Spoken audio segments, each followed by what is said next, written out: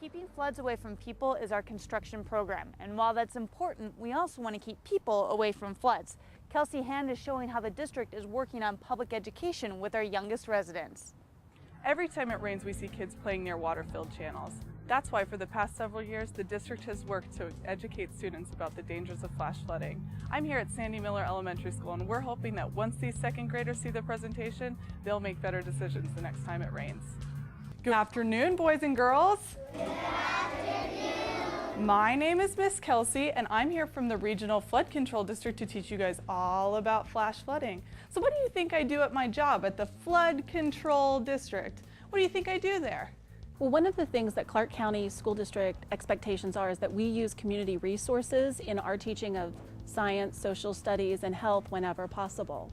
So this particular presentation ties in with our social studies objectives using community resources and also our health objectives in teaching safety skills to the kids. And so since a lot of the kids are familiar with flooding and raining, it's a perfect opportunity for them to become familiar with what they can do for flood safety. Does it flood here? Does it rain in the desert? It rains a little bit, right? We don't get very much rain though. We get about 4 inches of rain in a whole year. Only about this much rain in a whole entire year. We think the most important thing is safety. So number one, why do we have flooding here in Las Vegas? And number two, what steps can they take to keep them and their family and friends safe? But it only takes about 1 inch, only about this much rain, to cause a flash flood in Las Vegas. Now, boys and girls, that's because we live in a valley. Does anybody know what a valley means? Who can tell me what a valley means? Valley is when you're surrounded by something. It means you're surrounded by something, and in our case, it means we're surrounded by mountains. So it's like we're in a big bowl like this with the mountains all the way around us, and we're down in the middle. Now, our bowl is tipped on its side like this, with Red Rock way up here in the west and Lake Mead way down here in the east. Who's been to Lake Mead? Yeah, so somebody tell me, what's gonna happen if it rains up here in Red Rock? Where's all that water gonna go? Where's it all gonna go? Down to Lake Mead to a flash flood. Yeah, down to Lake Mead, and sometimes it causes a flash flood. You're exactly right. We've been talking a lot about air and weather as part of our science unit. I think a lot of their background knowledge came from what they've seen on television and what they've experienced over the last couple of months with the rains that we've had and what has gone on in their neighborhood. I'm going to help you remember how to stay safe when it's flooding by teaching you the 3 Ds of flood safety. Now, the first D of flood safety is that floodwater is very dangerous. So floodwater, when it's rushing through the streets and through the channels, it can rush up to 30 miles an hour. Do you guys know how fast that is? Yes. 30 miles an hour? Do you guys think you can stand up if that water's rushing at you that fast?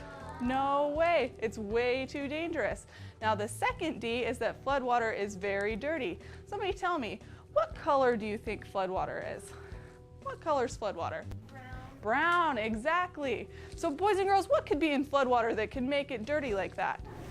Dirt, germs, soda, grocery bags. You guys think stuff like cardboard boxes and glass bottles could be in there too?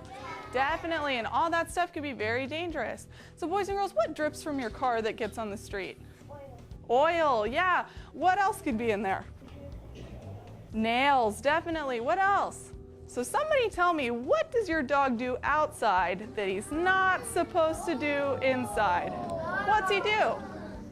What would happen if you're splashing around, playing around in that water, and some of it gets on your face? Yeah, exactly. So all of that stuff, when it gets on the street, the floodwater comes by and picks it up, and all that stuff's really dirty.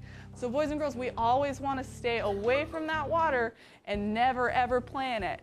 I want you to go home and tell your mom and dad, your brothers and sisters, that the third D of flood safety is don't drive when it's flooding. Because just like it's way too dangerous for you to walk through, it's way too dangerous for your parents to drive through We too. as teachers know that our time is precious, and it helps support us in our teaching when we can ask the community to come in and do things like this for our students. We will definitely be reviewing it as well, so the 3 Ds are very important for them to understand and reflect upon how they can take action to follow them. The district student outreach program reaches about 7,000 students every year. The hope is they'll learn safety tips for themselves and go home and share those lessons with their friends and family.